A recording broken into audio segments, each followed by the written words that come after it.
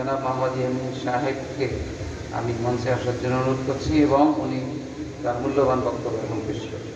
বিসমিল্লাহির রহমানির রহিম। ইন্নাল্লাহা ওয়া মালাইকাতাহু ইউসাল্লুনা আলান নবী ইয়া আইয়ুহাল্লাযীনা আমানু সাল্লু আলাইহি ওয়া সাল্লিমু تسليما اللهم صل على سيدنا مولانا محمد وعلى آل سيدنا مولانا محمد اللهم صل على سيدنا مولانا محمد وعلى آل سيدنا مولانا محمد اللهم صل على سيدنا مولانا محمد وعلى آل سيدنا مولانا محمد অতীব গরিব হালে সারা জীবন কাটাইলেন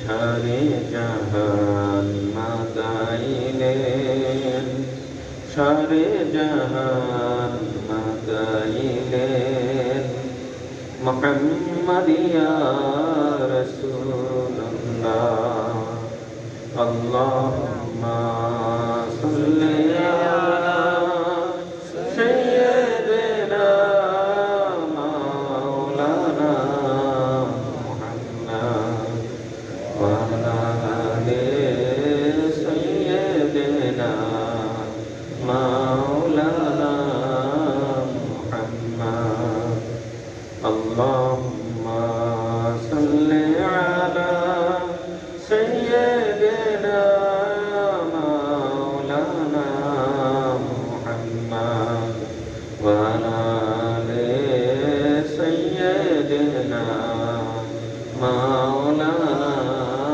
محمد কঠিন হাসর দিনে পাপীদের ডরাইতে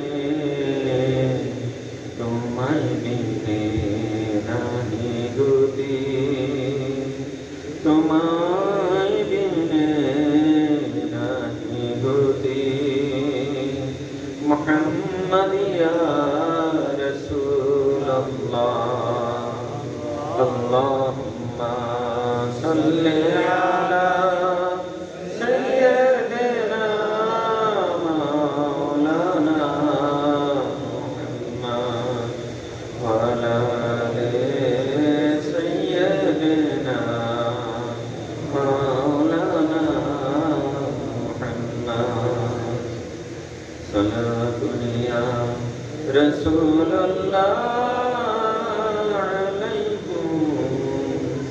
سلام يا حبيب الله عليكم صلاة يا رسول الله عليكم سلام يا حبيب الله عليكم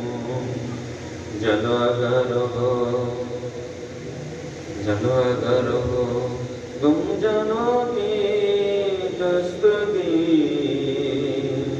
जलवागर हो हादिए रोशन जमी सदा दुनिया रसूलुल्लाह अलैकुम सलाम या हबीबल्लाह अलैकुम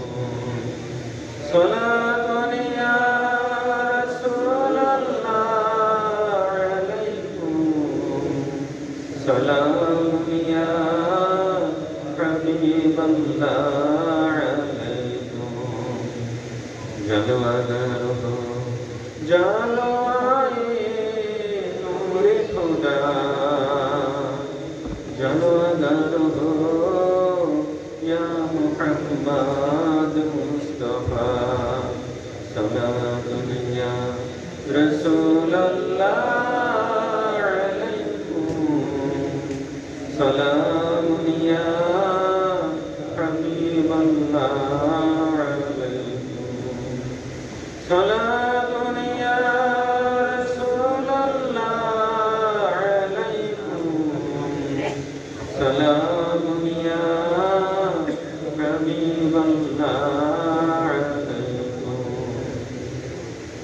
सल्लल्लाहु अला मुहम्मद सल्लल्लाहु अलैहि वसल्लम सल्लल्लाहु अला मुहम्मद सल्लल्लाहु अलैहि वसल्लम कंजुल करमी मौला निअमी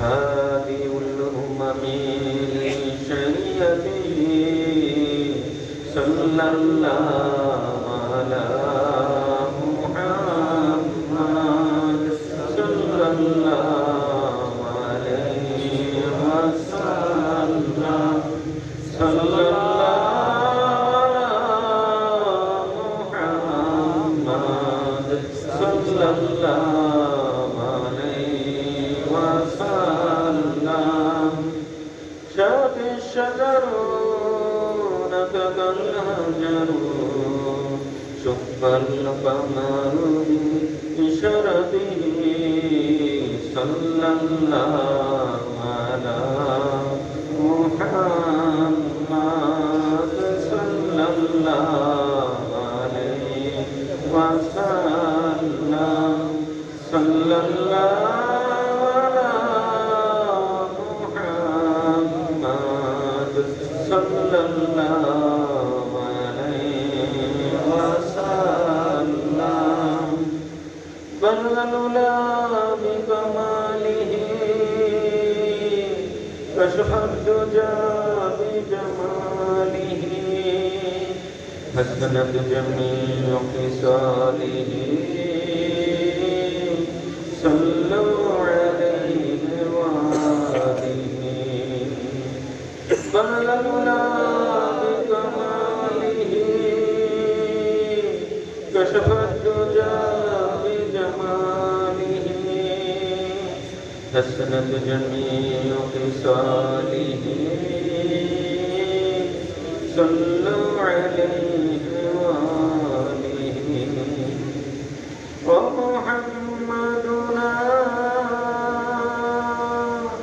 هو سيدنا فبث لنا بجبله بلغ العلا بكماله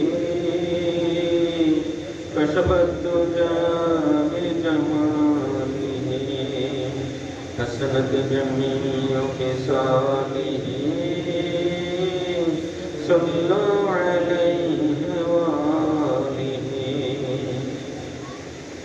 الحمد لله الحمد لله الحمد لله على ذلك سبحان الله وبحمده سبحان الله العظيم সমস্ত প্রকারের প্রশংসা স্তব স্তুতি মহিমা গৌরব উচ্চতা পরাক্রম মহাপরাক্রম সমস্ত প্রকারের পূর্ণতা একমাত্র আমাদের মহান প্রভু প্রতিপালক আল্লাহ পাকের জন্য আকায়ে নামদার তাজদারে মদিনা সরদারে দোয়ানো মুহাম্মদ মুস্তাফা সাল্লাল্লাহু আলাইহি ওয়াসাল্লাম উচ্চদরের ফেরেশতাবৃন্দ তার পবিত্র বংশধরবৃন্দ তার পবিত্র পরিবার পরিজনবৃন্দ তার পবিত্র সাহাবাবৃন্দ এবং যারা তার সফল অনুসরণকারী এবং অনুসরণকারিণী তাদের প্রতি অবিশ্রান্ত ধারায় অনন্তকাল ধরে উৎকৃষ্ট দুরূদ এবং সালাম সমূহ বর্ষিত হতে থাকে।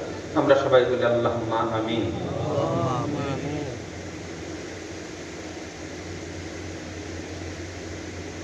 আমাদের মূল পরিচয় আমরা আল্লাহ পাকের বান্দা, আল্লাহ পাকের দাস। আল্লাহ তাআলা এই জিন এবং ইনসানকে একমাত্র তার ইবাদত ভিন্ন অন্য কোনো উদ্দেশ্যেই তৈরি করেন।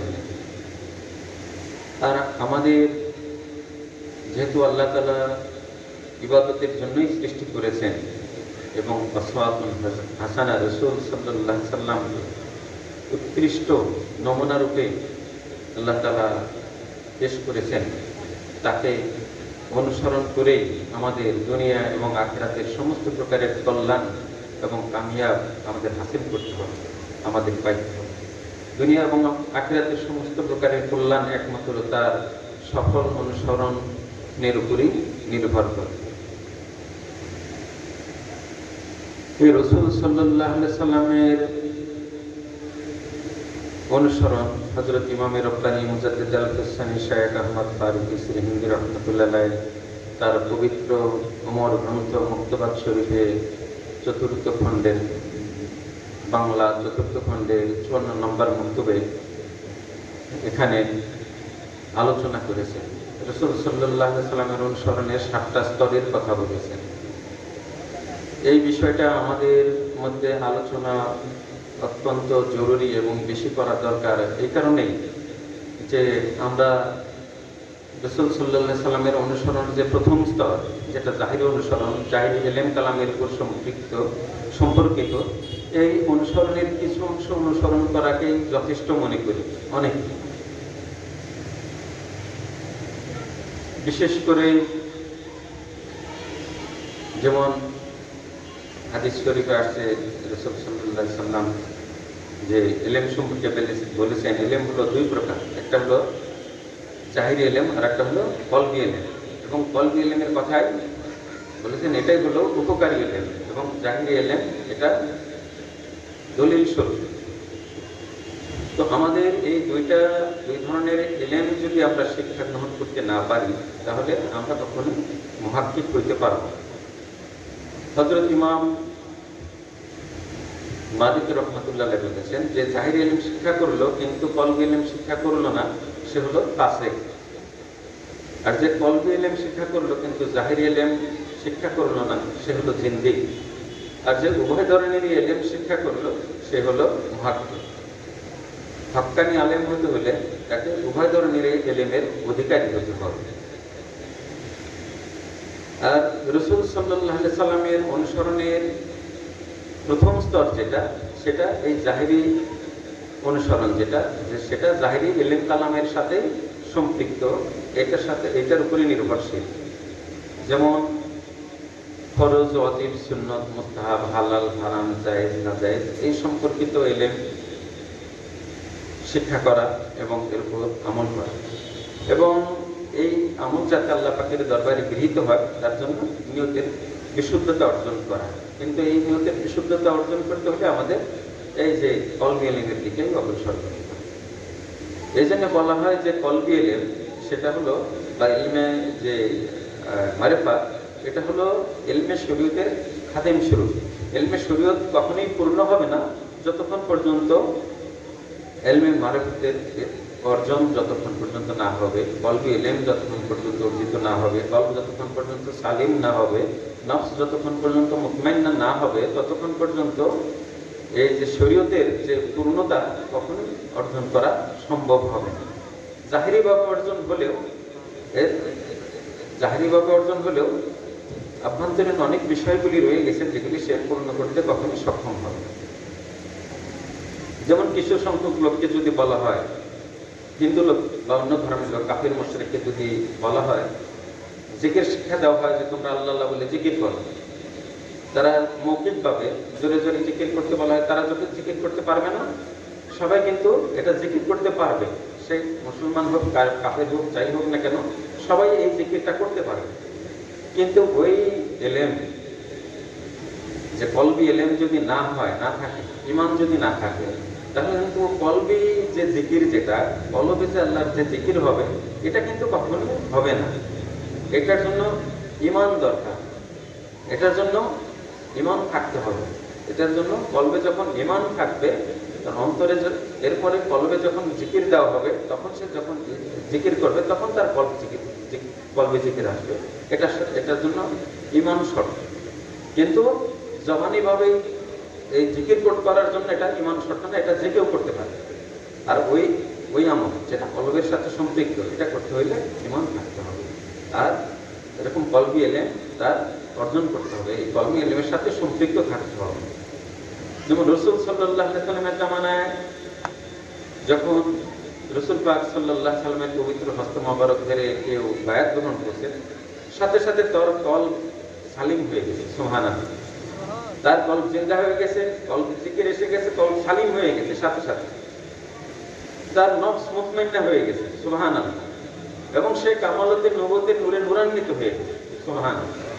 এটা রাসূল সাল্লাল্লাহু আলাইহি সাল্লামের সাহাবাদের খাস বরকত, যার জন্য সমস্ত সাহাবারা তারা এই যে নফসের থেকে পবিত্র ছিলেন, এর থেকে অনেক ঊর্ধ্বে ছিলেন, এর থেকে পবিত্র ছিলেন। যারা তাদের সমালোচনা করে আল্লাহ তাদেরকে ধ্বংস করুক, তারা এর থেকে পবিত্র এবং অনেক ঊর্ধ্বে। তারা রাসূল সাল্লাল্লাহু আলাইহি সাল্লামের সহবতের কারণে, তাকে ইমানের সাথে গ্রহণ করার কারণে, তার ইমানের সাথে ইমান কালেমা রাসূল সাল্লাল্লাহু আলাইহি সাল্লামের হাতে বায়াত হওয়ার কারণে তারা সবাই, তাদের কলব সালিম ছিল, নফস মুতমাইন্না ছিল এবং তারা কামালতে নবুয়তের নূরে নূরান্বিত ছিলেন। যার জন্য সমস্ত সাহাবীগণে এরকম আল্লাহর রাসিকিনদের অন্তর্ভুক্ত ছিলেন, মুস্তাহিদ আলেম ছিলেন, সুবহানাল্লাহ। তো এই রাসূল সাল্লাল্লাহু আলাইহি সাল্লাম, এই যে তারা এত বড় আলেম ছিলেন, তারা রাসূল সাল্লাল্লাহু আলাইহি সাল্লামের কাছ থেকে কিভাবে ইলম শিক্ষা গ্রহণ করেছেন? রাসূল সাল্লাল্লাহু আলাইহি সাল্লামের সহবত থেকে তারা ইলম শিক্ষা করছেন। যার জন্য রাসূল সাল্লাল্লাহু আলাইহি সাল্লামের সহবতের কারণে তাদের যে মর্যাদা, সমস্ত নবীগণের পরে সমস্ত সাহাবাগণের মর্যাদা, সুবহানাল্লাহ। এবং সমস্ত সাহাবাগণের মধ্যে হযরত আবু বকর সিদ্দিক রাদিয়াল্লাহু তাআলা আনহুর মর্যাদা সর্বশ্রেষ্ঠ, সুবহানাল্লাহ। আর এখন আমাদেরকে যেমন এই অবস্থা অর্জন করতে হলে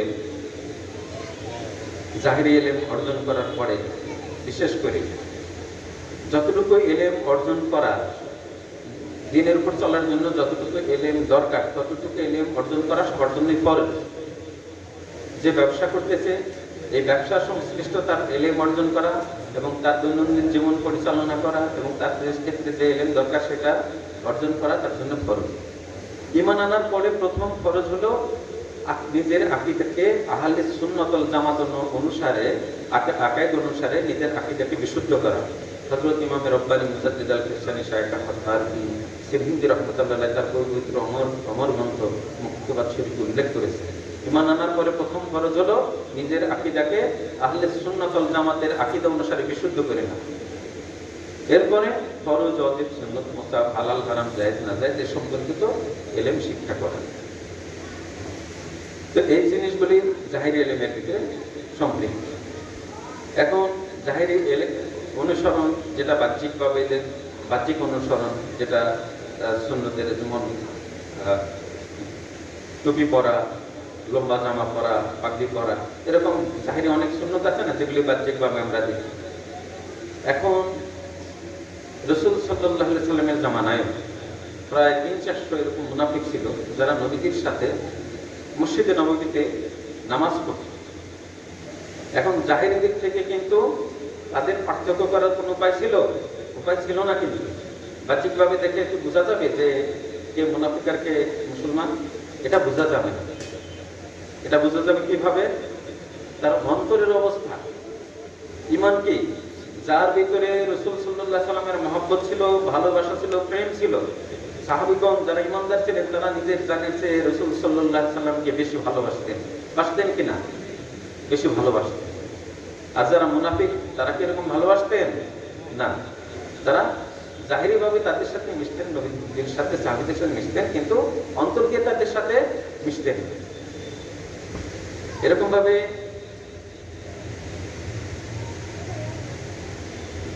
এখন এই ঈমান হলো রাসূল সাল্লাল্লাহু আলাইহি সাল্লামের মহব্বত, আর আমল হলো রাসূল সাল্লাল্লাহু আলাইহি সাল্লামের অনুসরণ। হুব্বে রাসূল হলো ঈমান, আর ইত্তেবায়ে রাসূল হলো আমল। এখন ঈমান রাসূল সাল্লাল্লাহু আলাইহি সাল্লামের মহব্বত যে ঈমান, এটা দলিল হযরত ওমর ফারুক রাদিয়াল্লাহু তাআলা আনহুকে রাসূল পাক সাল্লাল্লাহু আলাইহি ওয়াসাল্লাম বলতেছেন, হে ওমর, তুমি ততক্ষণ পর্যন্ত পূর্ণ মুমিন হতে পারবে না যতক্ষণ পর্যন্ত না তুমি তোমার জান, তোমার ধন সম্পদ, পরিবার পরিজন, আত্মীয় স্বজন, এমনকি তোমার জানের চেয়ে আমাকে বেশি ভালো না বাসবে। হযরত ওমর ফারুক রাদিয়াল্লাহু তাআলা আনহু বললেন, ইয়া রাসূলুল্লাহ, আমি আপনাকে সবচেয়ে বেশি ভালোবাসি, কিন্তু আমার জানের চেয়ে না। তখন নবীজি বললেন, হে ওমর, তুমি এখনো পূর্ণ মুমিন হও নাই। এরপরে রাসূল সাল্লাল্লাহু আলাইহি ওয়াসাল্লাম যখন তার দিকে তাওয়াজ্জুহ দিলেন, তার ভাবান্তর ঘটল, অন্তর পরিবর্তিত হয়ে গেল। তিনি অনুভব করতে পারলেন যে এখন তো আমি আমার জানের চেয়ে আমার নবীজিকে বেশি ভালোবাসি। ওমর ফারুক রাদিয়াল্লাহু তাআলা আনহু বলতেছেন, ইয়া রাসূলুল্লাহ, এখন আমি আপনাকে আমার নিজের জানের চেয়ে বেশি ভালোবাসি। রাসূল সাল্লাল্লাহু আলাইহি ওয়াসাল্লাম বলতেছেন, হে ওমর, তুমি এখন পূর্ণ মুমিন হয়েছো। তাহলে কি রাসূল সাল্লাল্লাহু আলাইহি ওয়াসাল্লামের মহব্বতই হলো ঈমান, আর পূর্ণ ঈমান হলো নিজের জানের চেয়ে নবীজিকে ভালোবাসা। এখন রাসূল সাল্লাল্লাহু আলাইহি ওয়াসাল্লামের অবর্তমানে আমাদেরকে নবীর জামানায় নবীর কাছে তওবা করতে হবে, আর নবীর জামানার পরে কার কাছে তওবা করতে হবে? নবীজির যিনি প্রতিনিধি আছেন, হক্কানি পীর মুর্শিদ যারা আছেন, তাদের কাছে তওবা করতে হবে। নবীর জামানায় নবীর কাছে, আর নবীর অবর্তমানে নায়েবে নবী। আর নায়েবে নবী হলো বিভিন্ন তরিকার খাঁটি পীর মুর্শিদ যারা, তারা। এখন রাসূল সাল্লাল্লাহু আলাইহি ওয়াসাল্লামের অনুসরণের প্রথম স্তর, এরপরে এই জাহিরি ইলম কালামের সাথে সম্পৃক্ত। এরপরে দ্বিতীয় স্তর হইতেছে নিজের যে কলবের যে ভিতরে যে বিভিন্ন রকম দোষ ত্রুটি রয়ে গেছে, এই দোষ ত্রুটি থেকে নিজের কলবকে পবিত্র করা, কলব শালীন করা, নিজের চরিত্র সংশোধন করা। এটা হলো রাসূল সাল্লাল্লাহু আলাইহি ওয়াসাল্লামের অনুসরণের দ্বিতীয় স্তর। এই দ্বিতীয় স্তর অর্জন করতে গেলে আমাদেরকে নবীর জামানায় তো সাহাবীগণ সরাসরি তার কাছ থেকে পেয়ে গেছেন, সাথে সাথে পেয়ে গেছেন। আর আমাদেরকে কি করতে হয়? নায়েবে নবীর কাছে বায়াত হতে হয়। কলবি, তিনি যখন কলবে সবক দেন, কলবে যখন জিকির জারি হইতে থাকে, কলবে যখন আল্লাহ পাকের জাতি নূরে ফায়েজ করতে থাকে, এক সময় কলব তখন ফানা হয়ে যায়। প্রথমে কলবে আল্লাহর জিকির জারি হয়ে যায়, এরপরে প্রত্যাবর্তন ঘটে, মানে কলবে ধীরে ধীরে আল্লাহ পাকের মহব্বতটা বৃদ্ধি হইতে থাকে, আর দুনিয়ার আকর্ষণটা ধীরে ধীরে কমতে থাকে। এইভাবে একটা সময় যখন আল্লাহ তাআলার জাতি নূরে ফায়েজ করতে পড়তে পড়তে পড়তে এখানে পরিপূর্ণ হয়ে যায়, তখন কলব ফানা হয়ে যায়। সুবহানাল্লাহ। যখন কলব ফানা হয়ে যায়, তখন কলব এই দুনিয়ার সমস্ত আকর্ষণ থেকে পবিত্র হয়ে যায়, মুক্ত হয়ে যায়। আমরা হাদিস শরীফে জানি যে সমস্ত গুনাহের মা কি? দুনিয়ার মহব্বত হলো সমস্ত গুনাহের মা। এই দুনিয়ার মহব্বত যখন কারো ভিতরে থাকবে, সে কি আল্লাহর ওলি হইতে পারবে? জাহিরি ভাবে সে যত বড় আলমী হোক না কেন, আন্তর্জাতিক খ্যাতি সম্পন্ন বক্তা হোক না কেন, মৌলবী হোক না কেন, জাহিদ হোক না কেন, কিন্তু সে ওলি হইতে পারে। কিন্তু সমস্ত ওলি যারা, তাদের কিন্তু ওই পরিমাণ এলেম আছে যেটা তাদের জন্য দরকার। তো কারণ এলেম ছাড়া ওলি হইতে পারে না। এজন্য সমস্ত ওলি যারা জাকিরিন, তারা সবাই কিন্তু আলেম।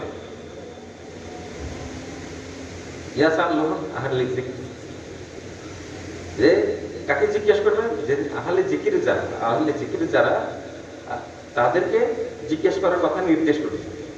আল্লাহ পাক নিষেধ করে দিয়েছেন যে তোমরা তাদের কথা শুনিও না, তাদের অন্তরে আমার জিকির নাই। আল্লাহর জিকির যাদের অন্তরে নাই, তাদের কথা শুনতে আল্লাহ তাআলা নিষেধ করে দিয়েছেন। কি নিষেধ করে দেননি? নিষেধ করে দিয়েছেন। আর আল্লাহ তাআলা কাদের সাথে থাকতে বলছেন? অকুনু মাস সাদিকিন, যারা আমার সাদিকিন বান্দা, তাদের সঙ্গে থাকো।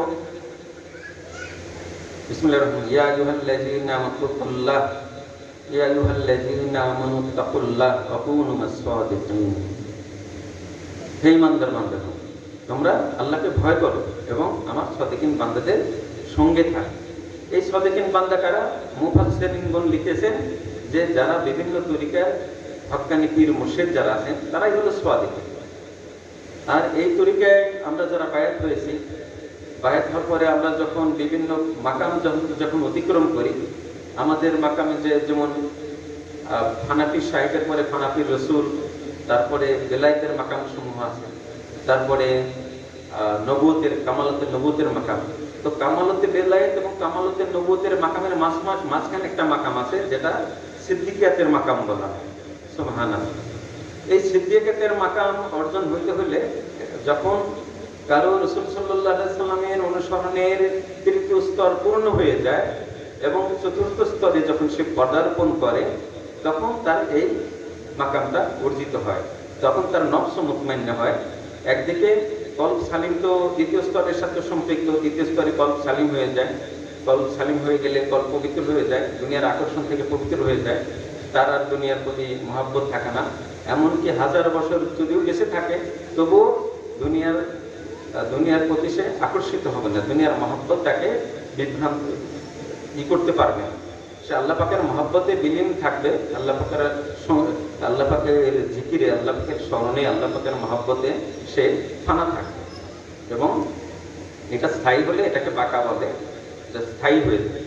এরপরে যখন তার আরো সুলুকের দিকে আরো অগ্রসর হতে থাকবে, অগ্রসর হতে হতে রাসূল সাল্লাল্লাহু আলাইহি সাল্লামের যখন বেলায়েতে খাদশা তৃতীয় স্তরের অনুসরণ, এটা হলো রাসূল সাল্লাল্লাহু আলাইহি সাল্লামের খাস বেলায়েত, এটা এই স্তরের অনুসরণ, যেটা রাসূল সাল্লাল্লাহু আলাইহি সাল্লামের যে আত্মিক অবস্থা, আস্বাদ এবং অনুপ্রেরণা সমূহের অনুসরণ করে। সুবহানাল্লাহ।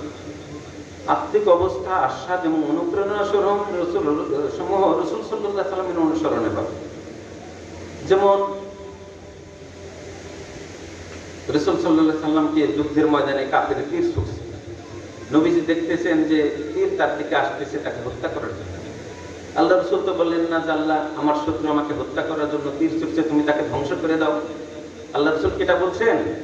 এটা বলেন নাই, বরং কি বলছেন যে আল্লাহ আমার উম্মত তো বোঝে না নবী কি, জানে না নবী কি, হেদায়েত কি, তুমি তার কলবের ভিতরে হেদায়েত ঢুকাও। সুবহান। তো এখন যিনি যার রাসূল সাল্লাল্লাহু আলাইহি সাল্লামের এই স্তরের অনুসরণ হবে, তৃতীয় স্তরের অনুসরণ হবে, সে তার যে শত্রু আছে দেখতেছে তার শত্রু ক্ষতি করছে। একদিন আমার মহান পীর মুর্শিদ একদিন আমাকে বললেন যে তোমার শত্রু, তার কল্যাণ কামনা করতে হবে। তুমি দেখতেছো তোমার ক্ষতি করতেছে, তবুও তার কল্যাণ কামনা করতে হবে, তার জন্য দোয়া করতে হবে এবং পারলে তার উপকার করতে হবে। সুবহানাল্লাহ। এটা কার স্বভাব?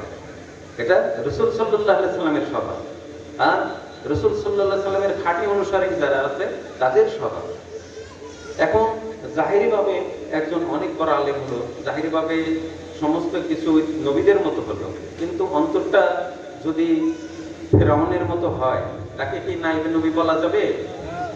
বলা যাবে? বলা যাবে না। এখন সে জাহিরিভাবে সুন্নতের পূর্ণ অনুসরণকারী, কিন্তু অন্তরের ভিতরে সুন্নত নাই, অন্তরটা হলো হিংস্র নেকড়ের মতো, তাকে কি নাইবে নবী বলা যাবে? আরেকজনের ক্ষতি করতে চায়, আর নিজের প্রশংসা চায়, দুনিয়া অর্জন করতে চায়। তো আল্লাহ রাসূল এগুলি করেননি। আল্লাহ রাসূল তো সমস্ত মানুষের কল্যাণের জন্য, তার উম্মতের কল্যাণের জন্য তার সমস্ত জীবনটা ব্যয় করে গেছে। কিভাবে মানুষ হেদায়েত পেয়ে যায়, কিভাবে মানুষের দুনিয়া আখিরাতের কল্যাণ সাধিত হয়, কিভাবে মানুষ জাহান্নাম থেকে বেঁচে যায়, সমস্ত মানুষ কিভাবে এই দ্বীন ইসলামের ছায়াতলে দাখিল হয়ে যায়, যাতে করে জাহান্নাম থেকে বেঁচে যেতে পারে। এজন্যই তিনি কান্নাকাটি করছেন না, দোয়া করছেন না, চেষ্টা করছেন না, কষ্ট করছেন না। এজন্যই তো জিহাদ করছেন, সমস্ত কিছু তো এই জন্য, সমস্ত কল্যাণ মানুষের কল্যাণের জন্য তো করে গেছেন। যিনি নায়েবে নবী হবেন তিনি তো ওইরকম হবে, তার স্বভাব রাসূল সাল্লাল্লাহু আলাইহি সাল্লামের মতো হবে, যেটা আমার পীর মুর্শিদ আমাদেরকে শিক্ষা দিয়েছেন। সুবহানাল্লাহ। আর যদি এর উল্টা শিক্ষা যদি হয়, এটা তো শয়তানি শিক্ষা হবে। নিজের জন্য চিন্তা করা, নিজের টাকা 1 টাকা ভেঙে খাইলে 69 কোটি টাকা নিজেও খাইতে, অন্যকে দিতে হবে না, নিজে খাইলে 49 কোটি টাকা ইয়ে হবে, সওয়াব হবে। এগুলো কি নবীর শিক্ষা? এগুলি শয়তানের শিক্ষা কিনা বলেন? তো নবীর শিক্ষা কি? মানুষের কিভাবে উপকার করা যায়, মানুষের কিভাবে কল্যাণ করা যায়, মানুষের কিভাবে দুনিয়া আখিরাতের সমস্ত ধরনের কল্যাণের ভিতরে শামিল হয়ে যেতে পারে, কল্যাণের ভিতরে আসতে পারে, জাহান্নাম থেকে বেঁচে যেতে পারে। এইটাই তো যার রাসূল সাল্লাল্লাহু আলাইহি ওয়াসাল্লাম অনুসরণের তৃতীয় স্তর হাসিল হবে, তার অন্তরটা এরকম হয়ে যাবে। সুবহানাল্লাহ। এই রাসূল সাল্লাল্লাহু আলাইহি ওয়াসাল্লামের অনুসরণের তৃতীয় স্তর যখন পূর্ণ হবে, এটাকে বলা হয় বেলায়েতে খাদশা। এটা যখন পরিপূর্ণ হবে তখন তার নফস মুতমাইন্না হয়ে যাবে। সুবহানাল্লাহ। যখন কেউ যার নফস মুতমাইন্না হয়ে যাবে তিনি ওলামায়ে রাসিখিনদের অন্তর্ভুক্ত হবেন, মানে সুদক্ষ আলেম। এখন রাসূল সাল্লাল্লাহু আলাইহি সাল্লামের সহবতে সাহাবী আজমিন রাদিয়াল্লাহু তাআলা আনহু তারা ইলম শিক্ষা করেছেন। আর এই তাদের মধ্যে কি সার্টিফিকেটের প্রচলন ছিল?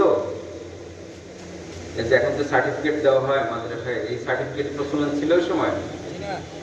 সার্টিফিকেট প্রচলন ছিল না। তো সার্টিফিকেটের উদ্দেশ্যে যদি কেউ ইলম শিক্ষা করে, তার ইলম শিক্ষা করার উদ্দেশ্য কি ঠিক হবে? সার্টিফিকেট কি দুনিয়া না এটা আল্লাহর প্রাপ্তির উদ্দেশ্য?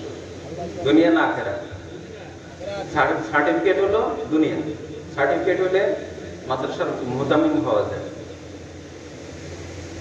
কোন জায়গায় চাকরি পাওয়া যায়, কোথাও মসজিদের ইমাম হওয়া যায়। কিন্তু যে কলব সালিম হওয়া, নফস মুতমাইন্না হওয়া, যে জিনিসটা আখিরাতের জন্য দরকার, এসেনশিয়াল, যে কাল কিয়ামতের দিন আল্লাহ তাআলা, কাল কিয়ামতের দিন তোমার ধন সম্পদ সন্তান সন্ততি কোনই কাজে আসবে না। কাজে আসবে কি? কলবিন সালিম। যে কলব সালিম নিয়ে যাবে, আল্লাহ তাআলা তাকে তার হিসাবকে সহজ করে দেবে, অর্থাৎ যে কোনো ভাবে তাকে কোনোভাবে ক্ষমা করে দিয়ে জান্নাত। সুবহানাল্লাহ। আর যারা নফস মুতমাইন্না হবে, তাকে আল্লাহ তাআলা বিনা হিসেবে জান্নাত দেবে। সুবহানাল্লাহ।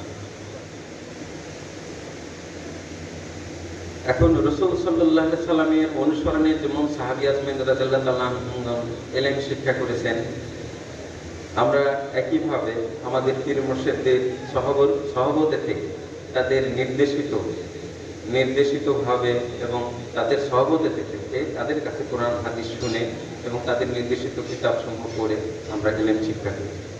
কিন্তু আমাদেরকে এই তরিকায় ইলম শিক্ষা করলে ওইটার এরকম সার্টিফিকেট দেওয়া হয় না। হ্যাঁ, কলব সালিম এবং নফসে মুতমাইন্নার সার্টিফিকেট দেওয়া হয়। এটা জাহিরি কোনো সার্টিফিকেট না। এটা পীর মুর্শিদ যাকে দেন তিনিও জানেন, যে প্রাপ্ত হন তিনিও জানেন। সুবহানাল্লাহ।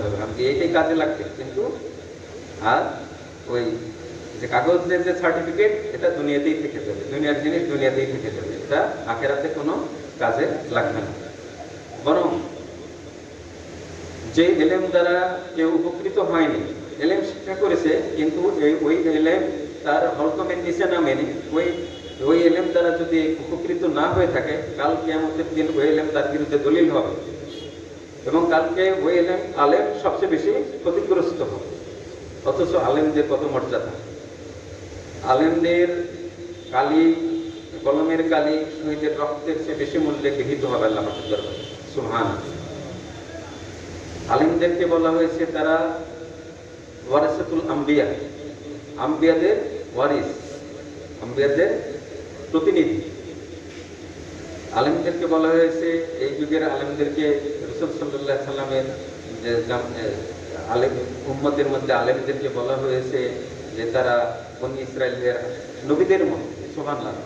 আলেমদের মর্যাদার কথা বলতে গেলে এই কয়েকটা হাদিসই যথেষ্ট। তো এত উচ্চ মর্যাদা সত্ত্বেও যদি দেখা গেল যে উদ্দেশ্যের বিশুদ্ধতা যদি না থাকে, তাহলে সে ভীষণ ক্ষতিগ্রস্ত হয়ে যাবে।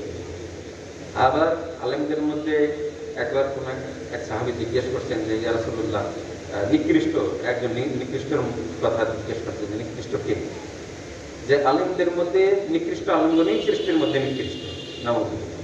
তো আলেমদের মধ্যে যেরকম ওলামায়ে সু আছে, আবার অপূর্ণ আলেম আছে, যে জাহিরি আলেম আছে কিন্তু কলবি আলেম নাই।